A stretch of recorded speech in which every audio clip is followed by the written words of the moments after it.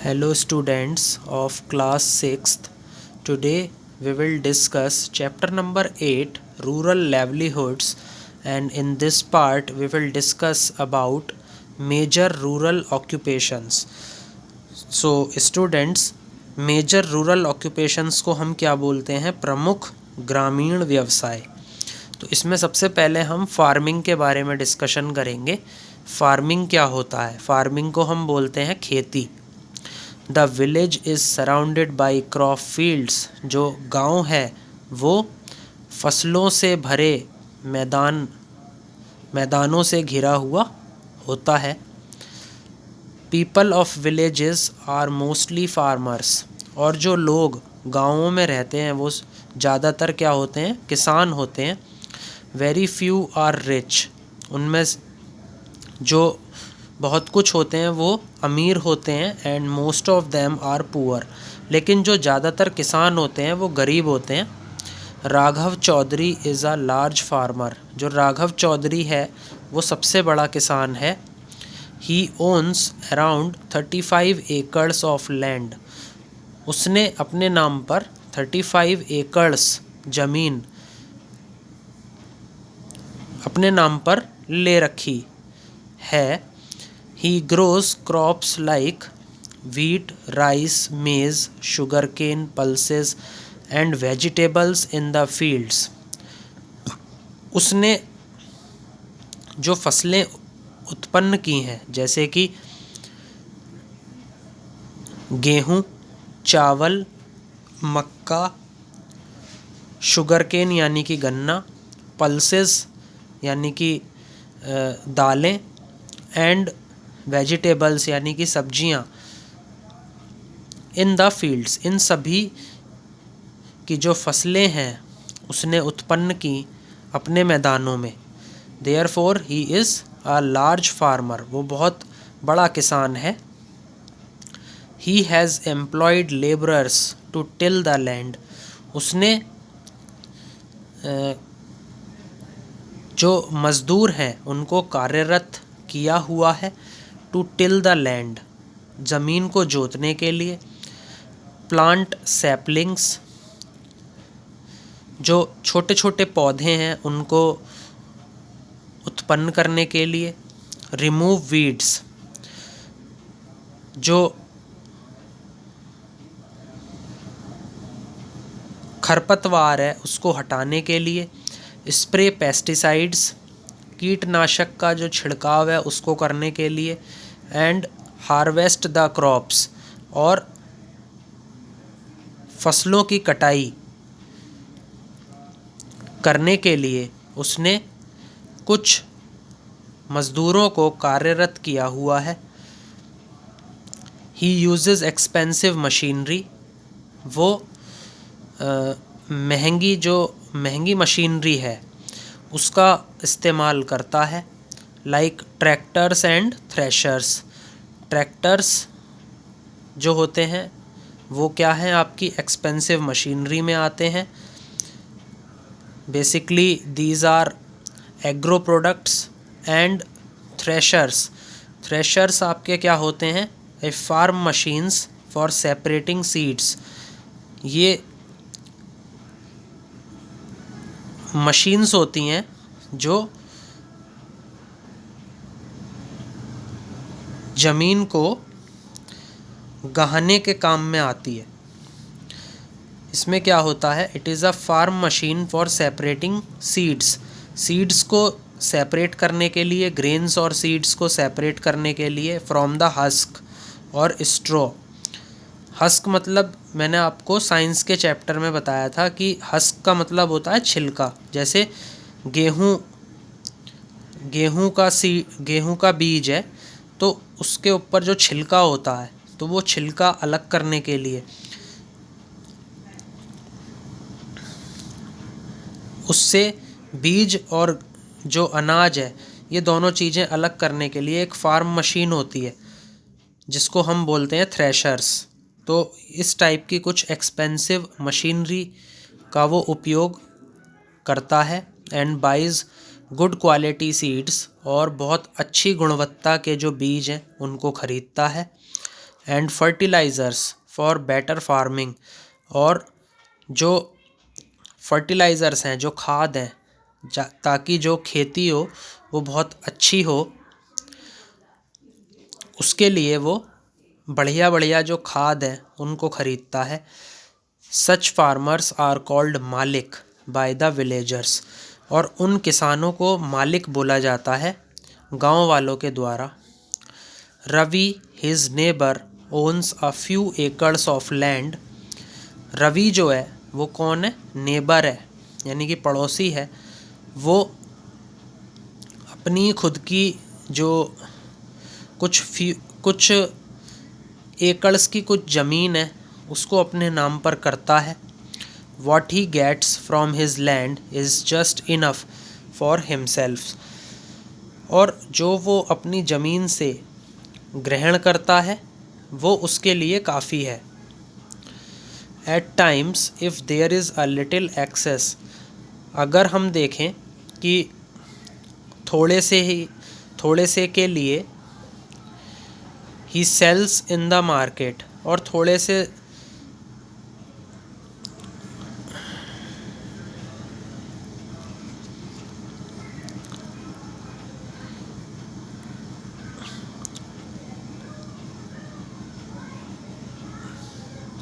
थोड़ा सा कमाने के लिए वो क्या करता है, उसे मार्केट यानी कि मंडी में बेच देता है अपनी ज़मीन को। Ravi wife Sita works hard, जो रवि की वाइफ है सीता वो बहुत कठोर परिश्रम करती है। Along with all the house hold course,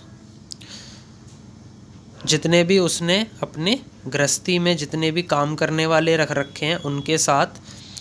she can be found working in the crop fields, वो भी उन्हीं के साथ में जो जिसमें फसल उगाते हैं, जिन फील्ड्स में, जिन मैदानों में वो फसल उगाते हैं वो उसी में ही काम करती हुई पाई जाती है। यहाँ पे बात चल रही है रवि की जो वाइफ है सीता उसकी। The income in the house is not stable as the crops sometimes fail due to erratic rains, और जो आय है उसके घर की जो आय है वो स्टेबल नहीं रहती। As the crop sometimes fail, कभी कभी जो फसलें होती हैं उसकी वो फेल होने लगती हैं। ड्यू टू इरेक्टिक रेन्स, जो बरसात है वो कैसी होती है? अनिश्चित बरसात होती है, उसकी वजह से उसकी जो फसलें हैं वो स्टेबल नहीं रहती, और फसलें सही ना होने की वजह से उसकी जो इनकम है वो स्टेबल नहीं रहती। Ravi has a cow and 2 goats, जो रवि है उसके पास एक तो गाय है और 2 बकरियां हैं। He sells their milk to get some extra earning, वो क्या करता है उनका दूध बेच करके कुछ एक्स्ट्रा अर्निंग कर लेता है, यानी कि कुछ एक्स्ट्रा कमाई कर लेता है। Only 20% of the families living in this village are farmers, केवल जो 20% परिवार हैं जो कि उसके गांव में रह रहे हैं वो कौन है? किसान है। That owns land big enough to produce food to sustain themselves, जो क्या करते हैं अपनी जो ज़मीन है उसको अपने नाम पर कर लेते हैं जो कि उन्हें खाना देती है। टू सस्टेन देमसेल्व्स, जिससे वो लोग बने रहते हैं। Same is the story in other villages in India, और कुछ इसी तरीके की कहानी अन्य जो गांव हैं भारत के वहाँ पर भी यही है। These farmers are called middle farmers, और इन फार्मर्स को मिडिल फार्मर्स की जो श्रेणी है उसमें रखा गया है। Some farmers in this village have no land, कुछ किसान ऐसे हैं इस विलेज में जिनके पास कोई ज़मीन नहीं है, ऑफ देयर ओन, अपनी कोई ज़मीन नहीं है, and work on other people's land, और वो जो दूसरे लोग हैं उनकी ज़मीन पर काम कर रहे हैं, एज लेबरर्स और मज़दूर, मज़दूरों की तरह दूसरे लोगों की जो ज़मीन है उस पर काम कर रहे हैं। Ramji Ram is one such landless farmer, जो रामजी राम है वो उनमें से ही एक प्रकार का भूमिहीन किसान है। Ramji and his wife Saroj work the whole day in Raghav Chaudhary's field, जो रामजी हैं और जो उनकी पत्नी है सरोज, वो पूरे दिन काम करते रहते हैं। कहाँ? राघव चौधरी के मैदान में। And at the end of the day, और जब दिन ख़त्म हो जाता है तो रामजी राम को 50 रुपये मिलते हैं, और सरोज जो उसकी वाइफ है उसको 35 रुपये मिलते हैं एज डेली वेजेस, यानी रोज़ाना की मजदूरी के इतने इतने रुपए उन दोनों को मिलते हैं। वेजेस को मजदूरी बोला जाता है। Often they are given a share of grain, और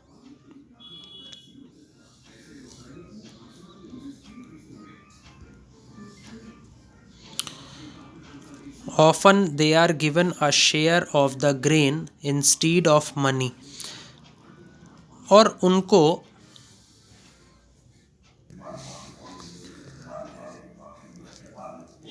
often they are given a share of the grain instead of money, हालांकि उनको क्या दिया जाता है? शेयर दिया जाता है अनाज का, इंस्टीड ऑफ मनी, बजाय पैसों के।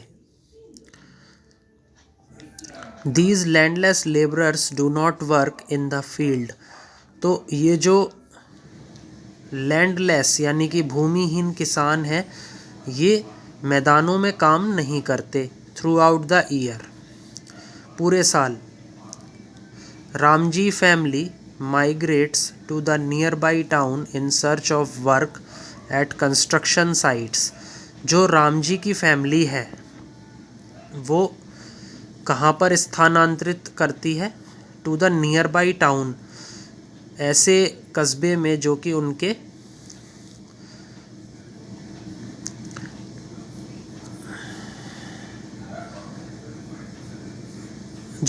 कस्बे के पास में है। इन सर्च ऑफ वर्क, काम के खोज में। At construction sites, construction sites मतलब जो निर्माण स्थल है वहाँ पर। Where there is no work in the field, जहाँ पर कोई काम नहीं है करने के लिए। इन द फील्ड, मैदानों में। Ramji was not always a landless labourer, लेकिन जो रामजी था वो हमेशा ही भूमिहीन किसान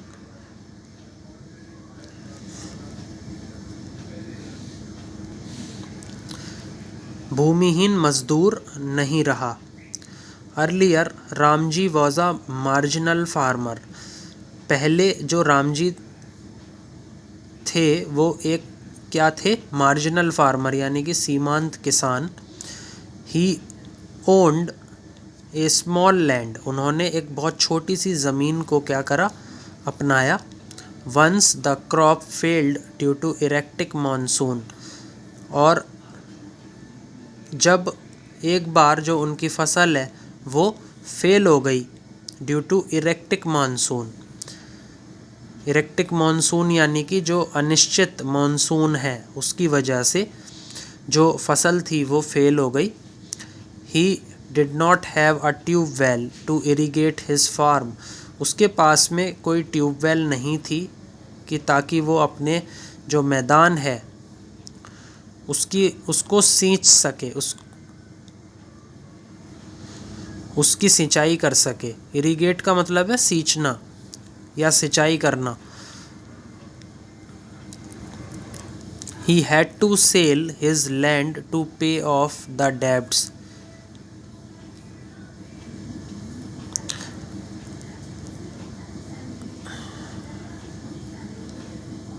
तो उसने क्या करा, अपनी ज़मीन को बेचा टू पे ऑफ द डेब्ट्स, जितने भी ऋण उसके ऊपर लगे हुए थे उन ऋण को चुकाने के लिए उसने अपनी ज़मीन को बेच दिया। Today even though he has paid back the मूल, मूल क्या होती है स्टूडेंट, कैपिटल होती है। कैपिटल को हम क्या बोलते हैं, रकम बोलते हैं। Capital sum he has borrowed, borrowed का क्या मतलब है, उधार, कि ऐसी रकम जो उसने उधार पे ले रखी थी उसको हम बोलते हैं मूल। एंड सोद, सोद क्या है होता है, सोद होता है इंटरेस्ट यानी कि ब्याज, जो कि उसे अभी भी पे करना था, उसे वो अभी भी देना था। It is still unpaid. This is the plight of the landless farmer in our villages. और इसी तरीके की दुर्दशा होती है लैंडलेस फार्मर्स की, यानी कि भूमिहीन किसानों की, इन आवर विलेजेस, हमारे गाँवों में। About 40% of the families living in this village belong to this category. जो 40% परिवार हैं जो कि हमारे गाँवों में रह रहे हैं वो इसी वर्ग से नाता रखते हैं, मतलब वो इसी वर्ग में आते हैं। Same is the story in other villages in India. और बिल्कुल इसी तरीके की कहानी जो अन्य गांव हैं भारत के, वहाँ पर भी यही है। अब डिस्कस करेंगे अपनी अगली ऑक्यूपेशन, रूरल ऑक्यूपेशन, और वो कौन सी है, एनिमल हस्बेंड्री, जिसको हम क्या बोलते हैं, पशुपालन। A few families in the villages are engaged in dairy farming, poultry farming and cattle rearing। कुछ जो फैमिलीज़ हैं, कुछ जो परिवार हैं हमारे गाँवों में, वो किससे जुड़े हुए हैं, डेयरी फार्मिंग यानी कि दुग्ध उत्पादन से, पोल्ट्री फार्मिंग यानी कि मुर्गी पालन से, एंड कैटल रेयरिंग यानी कि पशुपालन से। Gopal is a dairy farmer. जो गोपाल है वो कौन है, डेयरी फार्मर है, यानी कि दुग्धालय किसान है, कि एक दुग्धालय है वो उसका एक क्या है, किसान है। He keeps cause and gots, और उसके दुग्धालय के अंदर गायें हैं और बकरियां हैं। Gopal's wife Shanti take care of the cattle. जो गोपाल की पत्नी है शांति, वो पशुओं की क्या करती है, सुरक्षा करती है। शी फीड्स दैम, वो उनको भोजन देती है। बाथ्स दैम, उनको नहलाती है। एंड मिल्क्स दैम, और उनको दूध देती है। Gopal carries cans of milk from door to door to sell the milk. जो गोपाल है वो दूध की केन लेकर के कहाँ जाता है, डोर टू डोर, दरवाजे से दरवाजे जाता है, टू सेल द मिल्क, दूध को बेचने के लिए। He is known as the doodh wala और milkman in the village. और वो कौन है, दूध वाला है, या फिर हम उसे मिल्क मैन बोल देते हैं गांव के अंदर। Halwai Shiv is his biggest customer. जो हलवाई है शिव, वो उसका सबसे बड़ा ग्राहक है। He makes different sweets from the milk. वो बहुत सारी अलग अलग प्रकार की मिठाइयाँ बनाता है फ्रॉम द मिल्क, दूध से। He supplies these sweets to Nathu shop in the market. वो क्या करता है, उन मिठाइयों की आपूर्ति कहाँ कर देता है, नाथू शॉप पर, इन द मार्केट, मंडी में। राजानी अम्मा ओन्स अ पोल्ट्री फार्म। अब जो राजानी अम्मा हैं वो एक पोल्ट्री फार्म यानी कि मुर्गी पालन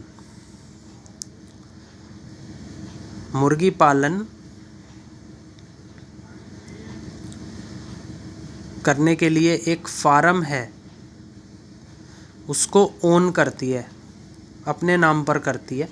she has hens and ducks. उसके पास बहुत सारी मुर्गियाँ और बत्तखें हैं।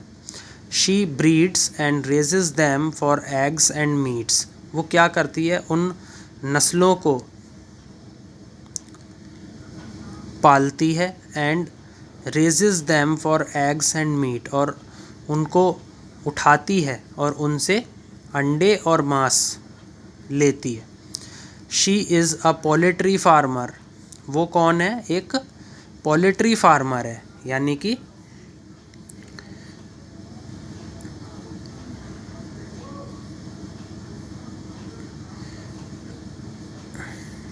मुर्गी पालन किसान है। Animal husbandry is a agricultural practice. जो पशुपालन है वो एक तरीके का क्या है, एग्रीकल्चरल प्रैक्टिस है। एग्रीकल्चरल प्रैक्टिस मतलब एक तरीके का कृषि अभ्यास है। ऑफ ब्रीडिंग मतलब जिसमें जो नस्लें होती हैं उनका प्रजनन होता है। एंड रेजिंग लाइव स्टॉक, और उनका जो पशुपालन है वो ज़्यादा किया जाता है। एंड पोल्ट्री, और जो मुर्गी पालन है वो ज़्यादा किया जाता है। तो एनिमल हस्बेंड्री स्टूडेंट्स आपको समझ में आ गया होगा। अब जो लास्ट ऑक्यूपेशन आती है वो कौन सी है, फिशरी। फिशरी को हम बोलते हैं मछली पालन। A small river flows on the outskirt of the village, on the banks of the river is the fisherman's dwelling. एक बहुत छोटी सी नदी कहाँ पर बहती है, सीमा पर बहती है, गाँवों की सीमा पर बहती है। On the banks of the river, जो किसी नदी के किनारे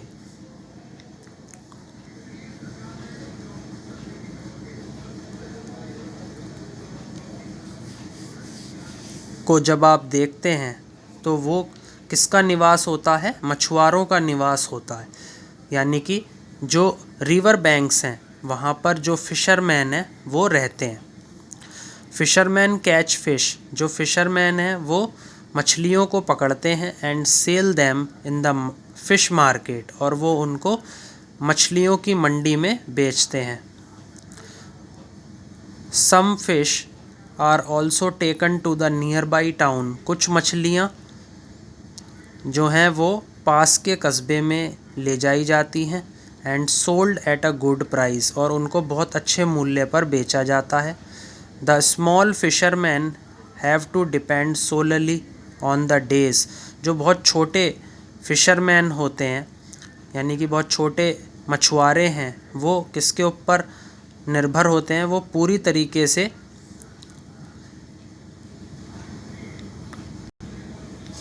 उस चीज़ पर निर्भर होते हैं जिससे वो एक दिन में कितनी मछलियाँ पकड़ लेते हैं फॉर देयर डेली नीड्स। अपनी रोज़ की ज़रूरतों को पूरा करने के लिए वो एक दिन में कितनी मछली पकड़ते हैं, इस पर पूरी तरीके से निर्भर होते हैं। यहाँ पे बात चल रही है मछुआरों की। These people use small boats. ये जो लोग होते हैं ये बहुत छोटी छोटी नावों का उपयोग करते हैं। यूजुअली विदाउट इंजन्स, और वो जो नाव हैं उनमें कोई इंजन नहीं होता। Monsoon is a lean period for fishing. जो मॉनसून है वो फिशिंग के लिए फ़ायदेमंद अंतराल नहीं है।